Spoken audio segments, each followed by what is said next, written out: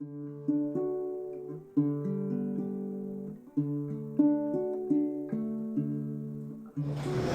Wednesday, everybody. Welcome to the Sports Wrap. He's George. I'm Ringer.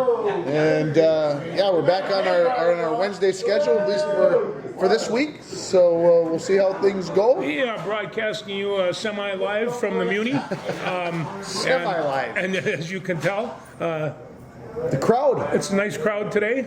Jeez. So they don't pay any attention, I don't think. Anyway. A couple maybe, of them do. Maybe every once in a while. If we say the right trigger word, we get them up from That's all we their have drink. to. That's all we have to do. Well, where would you like to start this week? Well, let's go with the team that is right now, and that appears to be the Minnesota Twins. All right, let's talk about the Twins. Yeah. Let's talk about the Twins. They're going on here in about an hour. Yeah, in an hour or so. And a pretty unique baseball team. Well, they get Carlos Correa back today. They do. They get Carlos Correa back, which is fine. So that means they get one definite key to this clog of theirs. Without him playing 130 games or so, but then of course they brought in a young man to replace him. Royce Lewis. And they had to send him home. And they sent him back to St. Paul, or in this case to Omaha. And he's one of the hottest bats in the team right now. Batting .308, a couple home runs. In 11 games, I get it. I understand why they're sending him down. Oh, I know that, yeah. I think I told you or somebody this morning that just tells me that they don't need to spend $70 million on Carlos Correa next year. And between then and now, I got a notification on my phone. A guy from ESPN is speculating that the Twins will trade Carlos Correa and bring Lewis back up. No, I thought he was going to be a one-year contract anyway. But, a nice contract, good ball player. It'll be fun to watch. But it's tough to get rid of a guy who's won and send him away. It is. I mean, I know you can get a certain number of people, and for $35 million you can pay 2 or 3 players. But can we find a way to put both of those guys on the field at the same time? Royce Lewis and Carlos Correa, they're both shortstops, which is the problem. They said that they were trying him at some other positions as well. But he says at this point in time, apparently old dogs can't learn new tricks, and it's difficult for them to change infield positions. Well, my problem with it is, okay, you just traded for Gio Urshela. He's third base and playing well. Why would we move him? Okay, you got Jorge Polanco at second base. Yeah. You suggested that he learn how to play first base. Well, that's a pretty good first baseman over there. I have a sneaking suspicion, and I don't really think they need an outfielder, but I have a sneaking suspicion they're going to ask him to play some outfield. Yeah, would that be right where Max is? That might be where Max is at, because Celestino is kind of showing that he can play at the major league level. I don't think we'll see Jake Cave unless there's a severe injury problem. I have no speculation about this whole Royce Lewis playing outfield thing, but it's either got to be first base or it's got to be outfield. Where they would try to trade him in and whatever, but he's going to go play shortstop. I mean, that's what he's going to go do with the St. Paul Saints. He's going to go play shortstop. And that being said, the starting pitching staff seems to be doing pretty well. And Archer the other day, he had a nice outing. Yeah. And so if he can come along and see what happens there, and the bullpen, well, I tell you what, they're gonna live to regret getting rid of Taylor. And he. But they got a starter out of it. Well, they did. But it's that actually hurt the bullpen, and I know that they were trying to do is not rely on the bullpen. I mean, who was the pitcher had 7 innings out or 6 innings out? I mean, if they get 6 innings from any of their starters, they'd be cheering. Yeah, I agree. Joe Ryan went 6 the other day. No, I understand what you're saying. I kind of I know. The bullpen gave up 3 runs in the 7th inning last night, and they lost 5-2. But those things are going to happen. I'm okay. I'm all right with this team right now. They're 21-16. They're 5 games above 500. That means if you do the math on that, and we would have said in April before the season started that if they ended up 5 games above 500, we were going to be pretty happy. And they're actually playing well. My next question, of course, is, and I've been waiting this for last, they have a program, the 100-day program, in which their superstar, well, actually 2/3 of a superstar, You know, and I said, you know, people said this could be one of the finest baseball players of all time, but there is no longevity there. He hasn't played enough games, and he's out all the time. Now, there's no doubt he's a tremendous athlete, but I think you have to play him when he's available, when he feels strong, and if that's they don't get him for 130 games as well, I'm not sure that they can succeed. George failed to mention that's Byron Buxton that he's talking about. That's right. He got into his whatever. So here's what's going on. They're basically saying they have a plan for resting Byron Buxton, and because we know over the last 7 years the issues that Byron has had on staying healthy during the year. And everything else. So,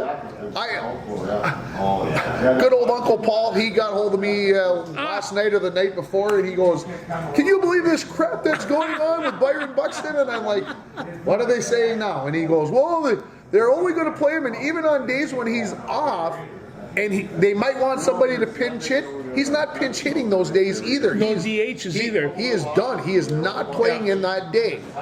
And so, I guess I look at it this way. George said the 100 game plan. Okay, that's 100 out of 162. So let's just quickly say that's 5 out of 8. Yeah. Okay, he's going to play 5 out of 8 games. So every week he's going to get 2 off days theoretically. Okay, some you know if you think about it. Well, you're the math teacher. You can figure out the percentage, but it's it's 62.5% of the time, approximately. So like I say, 2/3 superstar. And so I'm going to say it this way. I would rather have Byron Buxton for 110 games. I'm hoping that would be the number. I'd like it to be 140, absolutely. But I'd rather have him for 110 than only have him for 25, which I think is the reason why they're doing what they're doing. Now, we can complain about, in the old days we used to get up and walk uphill and whatever. I'm just saying, but you do have a finite season, and your goal is to win your division and get into the playoffs. And I mean, that is what your goal. And in order to do that in that league, you got to be pretty good. And you have to have people that are functioning at a very high level, Byron Buxton level. And when he goes up to the bat, you know, I mean, he goes up there, you're expecting him to succeed. We don't get many ball players like that. And when he's in the dugout in his T-shirt, you know, I'm taking a look, and what's he getting? And also I'm thinking maybe the people are taking a look and say, look at how much money we're saving. He's not going to get 30 home runs. He's not going to get, you know, 100 hits or any of these things. You know, I'm going to continue to play the other side of the fence here, but because here's what I believe. Okay, George is worried about whether the Twins are going to be viable at the end of the season. Well, I'm just going to say this. I want Byron Buxton playing in September and October, not necessarily in May. So if in May I can afford to sit him down and keep him healthier and keep him off the IL and keep him off the DL or whatever other acronyms you want to put out there, I want him playing in September. And if the Twins start to falter, which is always a possibility with any baseball team, because every baseball team is going to have a swoon or two during the season, then you start playing them a little bit more often and you start working them that way. But I think the Twins are looking at this as saying, look, when we get to September, we need him to play 6 out of every 7 games, or maybe 7 out of 7 games every week. And when we obviously get to the postseason, we want a healthy Byron Buxton that we can rely on, not somebody who's been shut down for the season once again, because that's where it's been. So, I know they're saying 100 games. Just 2 things on that. Yeah. Is the poor 14-year-old boy that goes there to see his favorite ball player, and he's not there. That's one. And then the second one is I've finally seen eye to eye with Uncle Paul. Well, I understand what you're saying about people wanting to go and see the superstars. You know, like I said, in the day, if you expected that you were going to see Harmon Killebrew or Rod Carew or Kirby Puckett or whoever was playing, you more than likely, if you win a game, you were going to get to see those guys playing because they played 150/160 games out of the 162 in the season. I don't think fans can expect that anymore. We've seen it with the NBA. You don't necessarily see it with the NFL. I think you see a little bit of it in the NHL at times where guys get a rest day occasionally, not as much. But I think in baseball, and I said, this is the Byron Buxton. This is 7 years of thinking about it, and I want to add this in on this whole thing. Let's take a look at Chris Archer. You mentioned him earlier that you thought he pitched well the other night. I agree with you, but he only pitched 4 innings. That's it. And so why did he only pitch 4 innings? Well, he's coming off surgery. So we're babying him, right? Okay, so Byron Buxton doesn't get the pass, but Chris Archer does get a pass. I'm going to keep playing. I'm going to keep bringing him. I'm going to tell you, the difference between when Archer started this season, he really wasn't sure that he could compete at the major league level. Buxton, there's going to be a room for him on any team for a long, long time. No, I mean, I watched him climb a wall going after a homer. Something that when he gets on the outfield, he gets a little crazy and he tries to be Superman, and that's half the time where he got hurt. Absolutely. He hit the fence, stepped up on the pads, stepped up, missed the catch, fell down, bam. I mean, it was he propelled himself off that fence, and bam, and he laughed. When he got down, he was laughing and smiling, and he got picked up, and he went on to hit a home run, and went on to, he's a great outfielder too. You just have to have him in lineup absolutely as much as you can. And this is professional baseball, and this is. I can't believe that they're doing this to the team. But Patrick Royce's on his side too, so I'm definitely on the opposite side. Patrick Royce's on the side of that we got to work the bejeebers out of Byron Buxton in May, and I'm on the opposite side. Hell, let's sit him for 3 days a week just to get Patrick Royce ticked. I'm going to tell you, it's one of those terrible things, but I've been listening to Royce too much. Too much.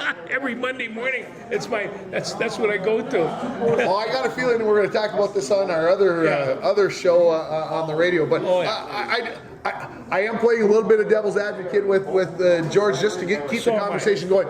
But I do believe that Byron should only be playing 6 out of 7 days a week. There's no reason for him to play when the Twins are playing 7 out of 7. There's no reason for Byron Buxton at this point of the season to be playing 7 out of 7 games. There is no reason. It's not needed. Again, if we were under 500 by 5 games, well, then maybe I might change my tune. It's just like one of those things when you see somebody like Correa go down and Lewis comes in, not only fills the hole but swings the bat. And it's nice to know that there are some of those people in the hole. And I think the biggest thing that Uncle Paul has the problem with is this. The other night when they were playing the the Cleveland Guardians, and it was in the bottom of the 10th inning or the bottom of the 9th inning, and the Twins needed a big hit. Guess who didn't come Guess who didn't come off the bench because he is not going to play that day. He is off that day completely. So there are things to be considered there, and I can understand where Paul gets a little upset about that, because even if he came in and pinched hit, doesn't mean he has to stay in the game. He can come in, just swing the bat, and go run the bases, and then he can go sit back down again. So I understand what Paul is saying, but at the same time, there's a certain physiological whatever, knowing, hey, I got today off. I'm sitting down. I don't have to worry about getting jazzed up or worry about taking any swings. There's something about that. Like I said, a lot of old school folks don't believe that. So no, if Major League Baseball went back to 120 games or so, it would be a lot better. I don't know. Anyway. Wow. Like I say, it's a matter of cost and it's an entertainment dollar. Let's stay with the whole schedule changing thing, because a couple of weeks ago, of course, the Kentucky Derby was run at Churchill Downs in Louisville, and of course we had the big upset. We talked about it before the show started, and Rich Strike, the 80-to-1er, wins it. Yeah. And guess who's not racing this week? No, you know what the number one reason why he's not running this week? Has nothing to do with the length of the track. Has nothing to do with. It has everything to do that 2 weeks in between the first two races is not long enough. There's 3 weeks between the second and third, but there's only 2 weeks. So there's an article. There's multiple articles on the internet. And that's been. And people have been asking that question about horses for a long time, and also, you know, those are 2-year-olds. Should they wait another year? Are they 3-year-olds? Yeah. 3-year-olds. Yep. You know, can they wait another year and still be as effective and have matured a little bit more? But yeah, I think you're going to see it coming. I do too. One of the things that. Another one of these examples, tennis. You had the French Open, which always started on Memorial Day weekend or thereabouts over there in France, and then 2 weeks off, and then boom, it's Wimbledon. You're going from playing on the slowest service clay to the fastest service in grass. And they said, wait, we need to lengthen that time frame out. We need to have more time in between there so that people have a chance to get ready. People aren't skipping the French Open to get ready for Wimbledon, vice versa. And so they changed the time. It was tradition. You can't mess with tradition, right? You can't change things. And so I think that soon you'll see the Preakness go to a 3-week window and then 3 weeks out to the Belmont. Well, you know, and there's nothing the matter with that. And keep in mind how many of athletes are now taking their own personal health into consideration. And they're saying, I don't want to do that. They're saying, I'm not going to do that.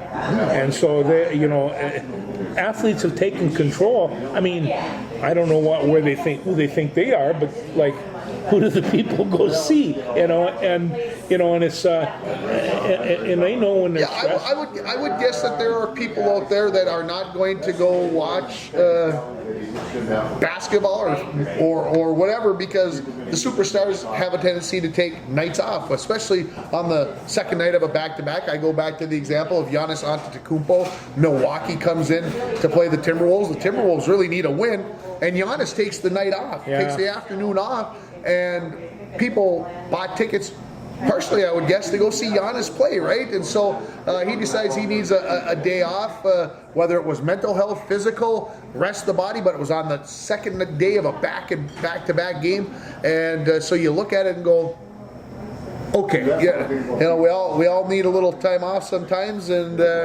I think, if anything, that COVID has taught us is that we need taking some days off. I wonder how many days Luka Doncic has taken off.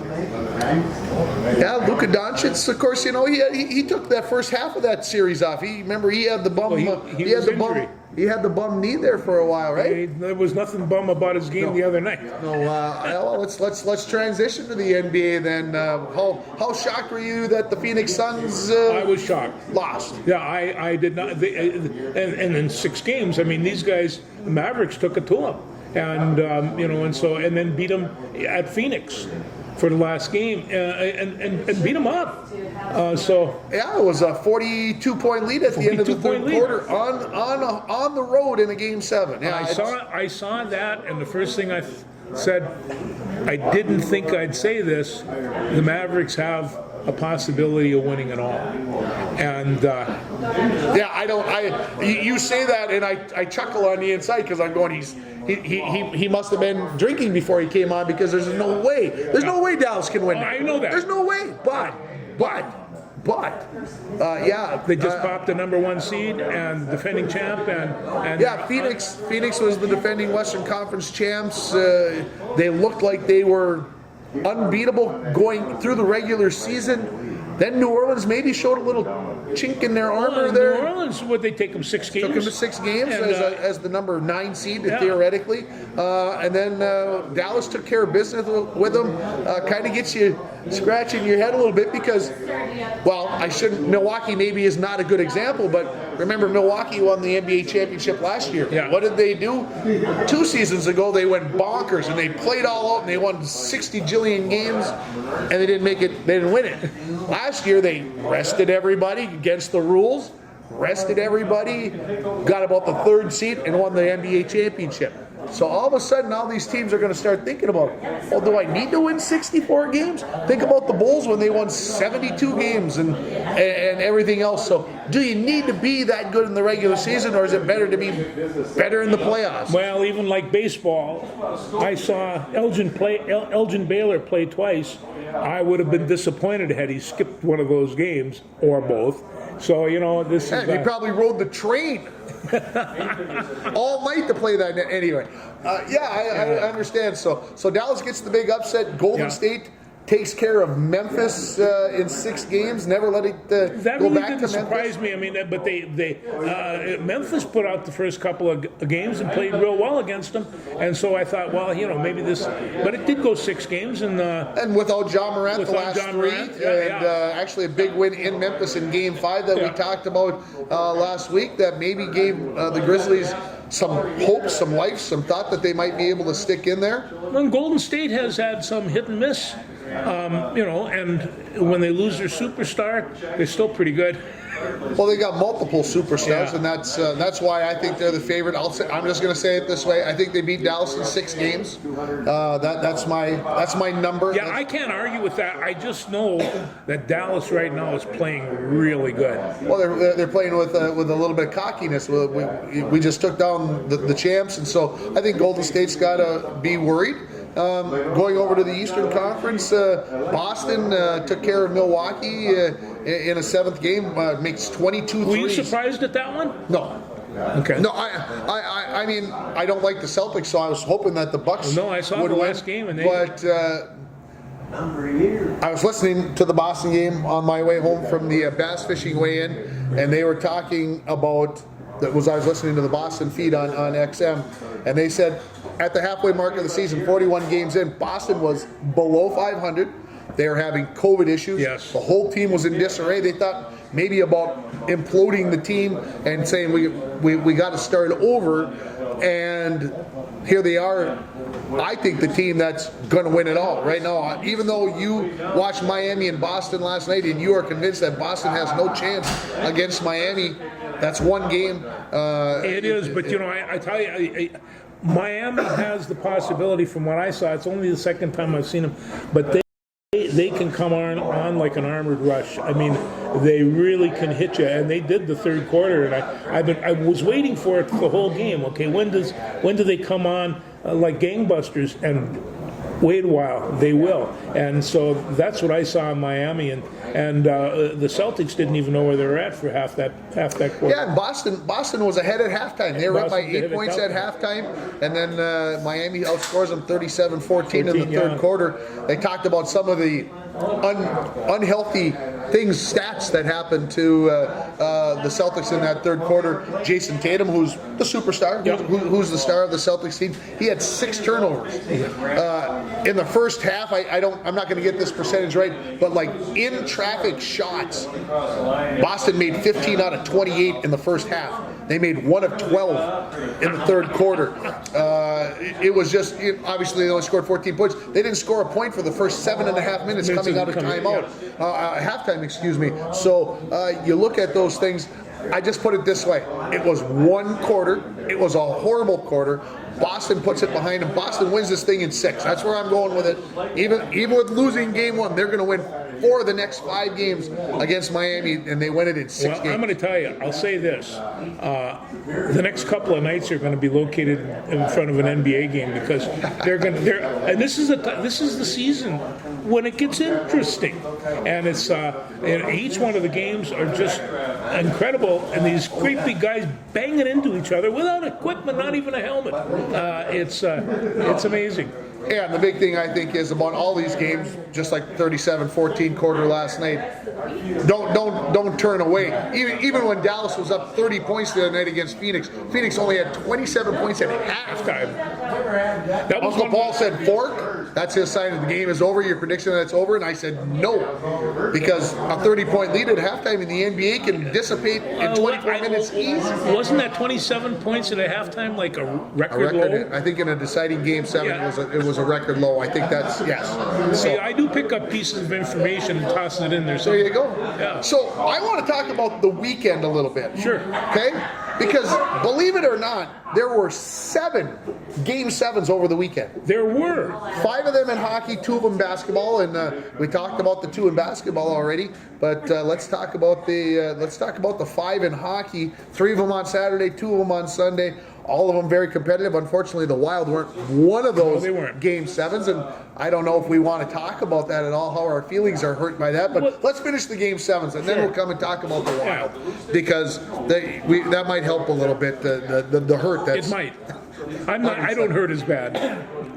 There were so many Game 7s that were, this team was in the lead, and then they lose.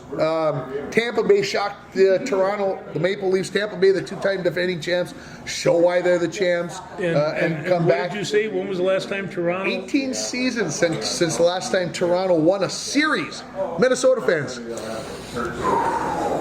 you're okay. Yeah. I know we haven't won one in a while. I get it. I understand you're frustrated. But if you're a Maple Leafs fan, you haven't won a series, and they've been in quite a few series. Yeah. 18 years is a long time for those. I felt I was actually pulling for the Leafs, just because, I'm almost Canadian, and it's, and you just want them to make the next level. I wanted to see the champs go down. Yeah. I wanted to see the champs go down, but boy, I'll tell you what.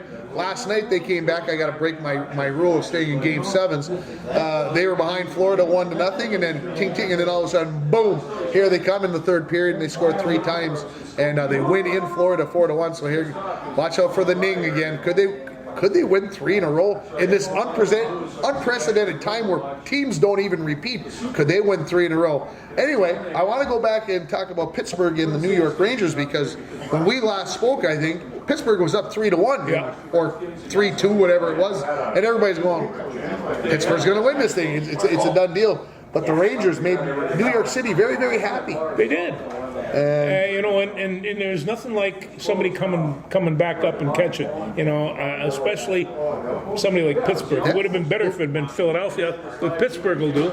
Yeah, Pittsburgh obviously has won its share of cups over the year, including beating our North Stars back 30 years ago, and dang them Penguins. But that was good. Then you get Edmonton and LA, a 2-0 game, if I remember right, on Sunday night. Yeah, that was a good one. Carolina, Boston. Who knew?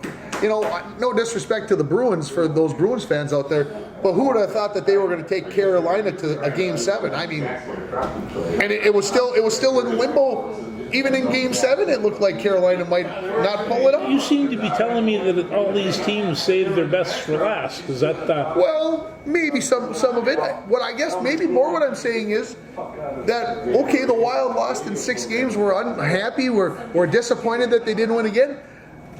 These hockey series are tough. Yeah, they are. I mean, They're brutal.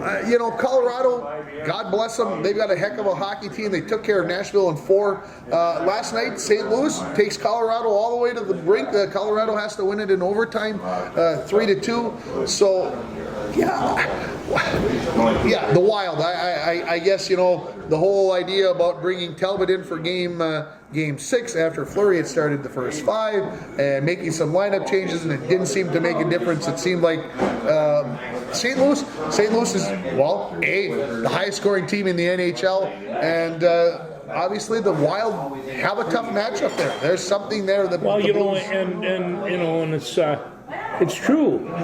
The Blues physically took over the game, and not that it wasn't physical on both ends. I mean, people were getting knocked off their skates. The scary part about that comment, I agree with you, but in that series they had the least number of hits combined, totaled together by both teams, and it wasn't even close out of the 8 series. They were way behind, but I felt it was a physical series. I thought it was, to a too. certain extent as well. Yeah. And mostly around the net, but there was stuff going on in there, and those hockey players, they get into the fifth of the moment, they go a little crazy, and so that's just kind of the way it is.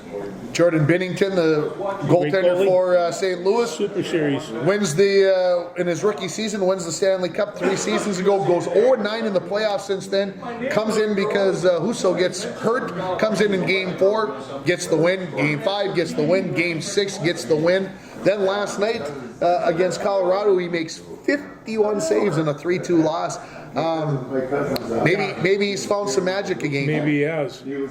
But maybe that's why the Wild lost. Yeah, he's been a very good goalie since. Maybe they sold their soul to the Devils. The Blues did, because it is the Blues after all, and it sometimes is. you do crazy things because of the Blues. I do love that nickname.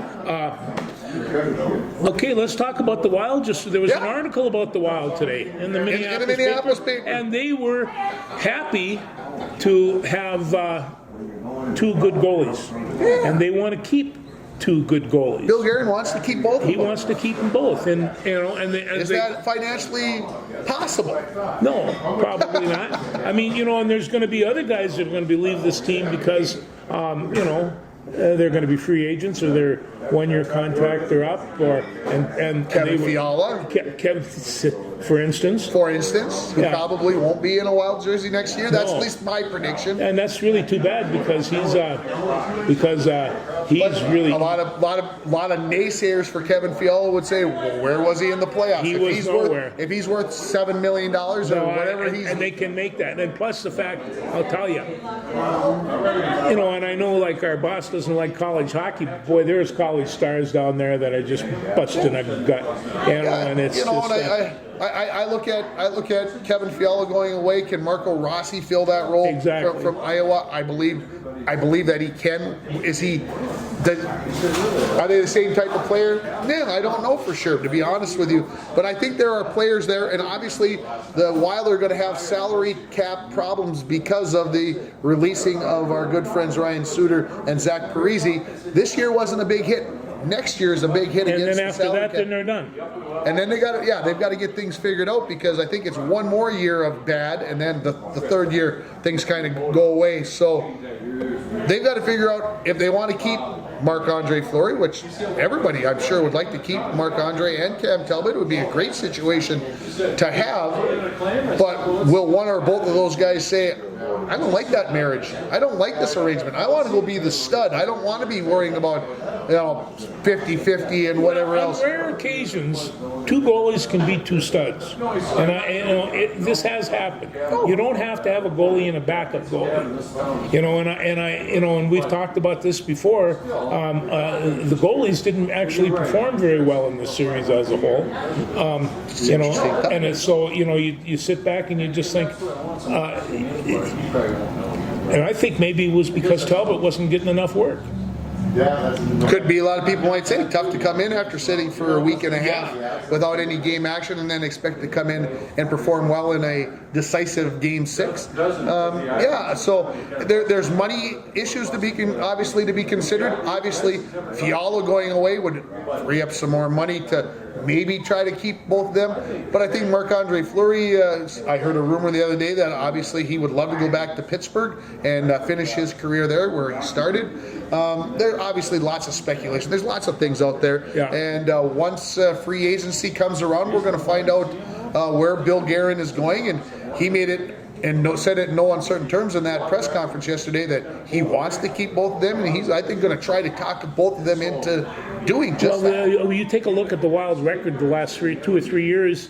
They've done very little free agency stuff, and 2 years ago they did none. And so I don't think that they're going to make major adjustments on this hockey team. They made that before the playoffs. I agree. I don't see them making huge changes. No. Obviously, there's going to be some players that are going to be gone. Some free agencies are going to come in.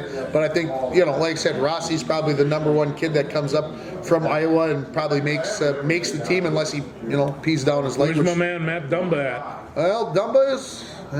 That's one of the considerations, because he's making money that's similar to Fiala, and so do you keep him around? Does he go away? Do both him and Fiala go away so that you can sign Fleury and keep him and Talbot happy with more buckos? Hey, it's going to be an interesting. Hey, it's a tough sport, professional hockey. A lot of weird stuff. A lot of, like I said, and it's just not who do you want to keep. It's what does the finances allow you to keep, because salary cap is just that, a cap. So what are you looking at this week as to be the best series going on?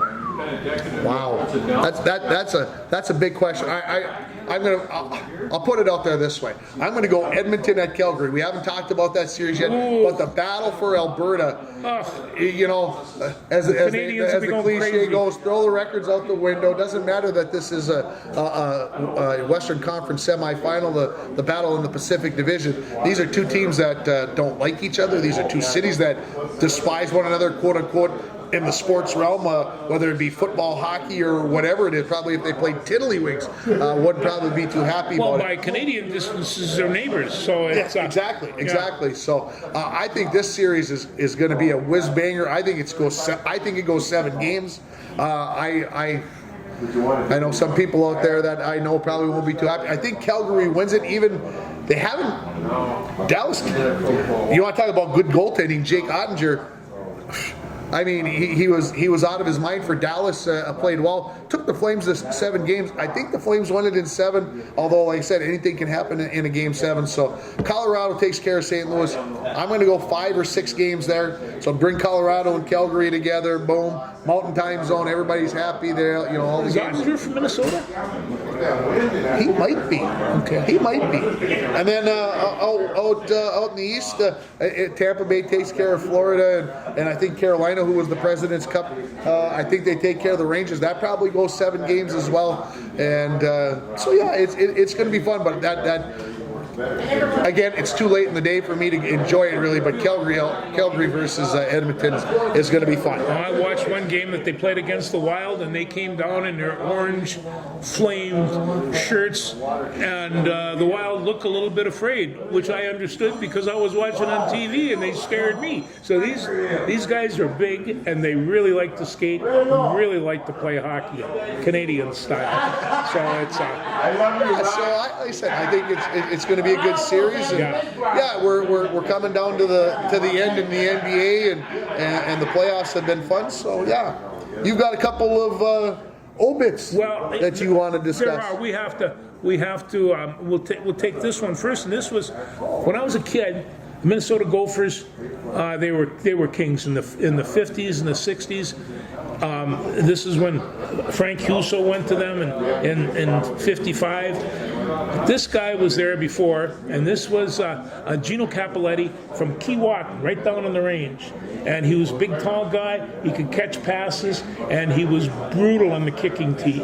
And so he set all kinds of records. Was out of 10 years that the American Football League was a league, he, Jim Otto, and George Blanda played every game. Every game of professional football in 10 years.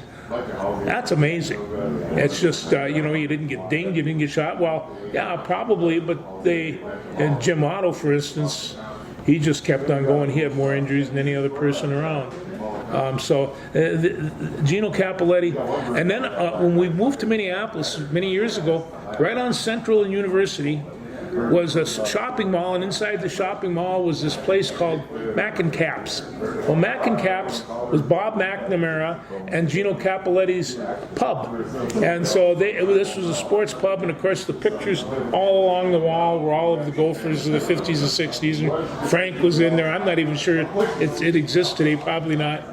But Bob McNamara and Gino Cappelletti, we were about 2 blocks away. I frequented Mac and Caps. It was I was a young man, but it was a great place. But Gino Cappelletti, a great Gopher, great Ranger. We're going to miss him. And then we have to talk a little bit about Tony Miller. Yeah, Tony Miller, longtime Bronco baseball coach, 27 seasons. Of course, obviously you knew him. Tony. He was here.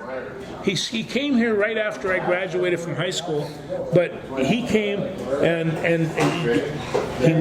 he loved teaching, and he was an elementary teacher, and he loved baseball and fishing, and his wife Clarice.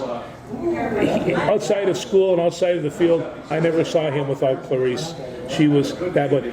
He was an incredible athlete. I saw him do some things that he didn't even know that he was doing, like jump on the back of dump trucks, and like poke and lift himself right up and jump on the back. And I thought, geez, if I would have done that, I'd kill myself. But he was flexible and really, really strong. And like I say, he coached baseball for 27 years.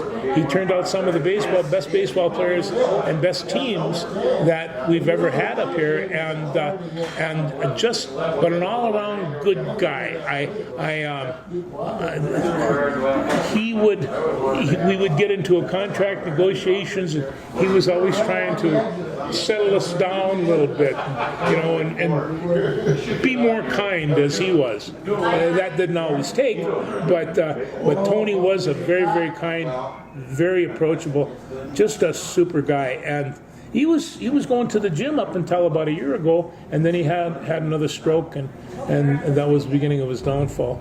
But I would talk to him about baseball, and I'd say, geez, he hit it 480 feet, and he'd just laugh. He says, are you sure? I says, Tony, I says, that's 150 yards past a football field. And anytime you get those 400 shots, that's exactly what I think. Oh, that's way on the other side of that football field. And it's a long way to hit a baseball. And we would talk about that, the home run derbies at all-star games. He loved watching those, and as do I. And so, anything that we could talk about in terms of baseball, he had a good eye right to the end, too. He knew what he was seeing. He knew, sometimes he'd talk about some players from the Falls here, and I'd ask him about him, and he'd just, a good kid, but, he'd just kind of shake his head, doesn't have it. And so he's going to be missed. There's going to be a funeral for him on Saturday, I believe, at the Zion Lutheran Church. And I can't tell you when, but they do an 11 o'clock thing there, and have lunch and coffee afterwards, and pretty traditional type thing. But yeah, Tony was a good friend and a great colleague, and Tony was an elementary teacher, and that kind of broke ground. And I mean, this was after, he graduated, was in the Army, and did all the rest of this stuff. He comes back, and I mean, I saw Bill Howard do this. I saw any number of Manny Herzig do this.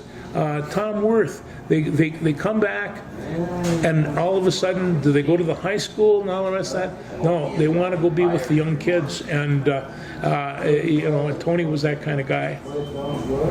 Very good. Yeah. Softball playoffs coming up next week. Already. Next Tuesday, so things obviously could change in our schedule with rainouts and everything else next week, but we'll see how everything pans out there. Looks like the Broncos might have a home game. They're right on the cusp. They lost to Virginia in 9 innings last week by a final of 10-6. Looks like that's who they could play is Virginia in the first round, which could be a very good game. And Little Fork Big Falls looks like they're going to be in the bottom half of the draw in Section 7A, and Indus also in that mix. And of course, the IRC track meet was yesterday, so of course, Iron Range Conference always was a very big deal, has been a big deal at the Falls for many years. The girls came in 4th place, and 3 relays took either 1st or 2nd place, and the fourth one took 4th place, excuse me. So they were right there, and Abby Hutchinson was a 1st and a 2nd place, and Ryan Ford won 1st and 2nd. So the girls had some pretty good success. It was a great day. Coach Cheryl Hendrickson said they had 23 PRs, which is not bad at all. And we've got baseball season winding down. Golf is having their conference championship today. So heck, in a matter of 2.5 weeks, a lot of the athletes will be done. Their seasons will have come to an end, but hopefully maybe a Kelby Anderson can return to the state golf meet. Maybe a trackster or two, a fielder or two can make it down to the state track and field meet down at St. Michael Albertville High School. And so it's going to be fun. So the seniors can see the end of the line. Seniors can see the end of the line, yeah. Graduation next week for Little Fork, Big Falls, and Indus next Friday. And of course the Falls the following 2 Sundays after that. So yeah, the school year winding down here. It's just goes to show you, International Falls kids are 2 weeks smarter. I'm not touching that one with a 10-foot pole. I'm just a theory. I'm just going to smile and say thanks for watching, everybody. We'll see you next week. Bye.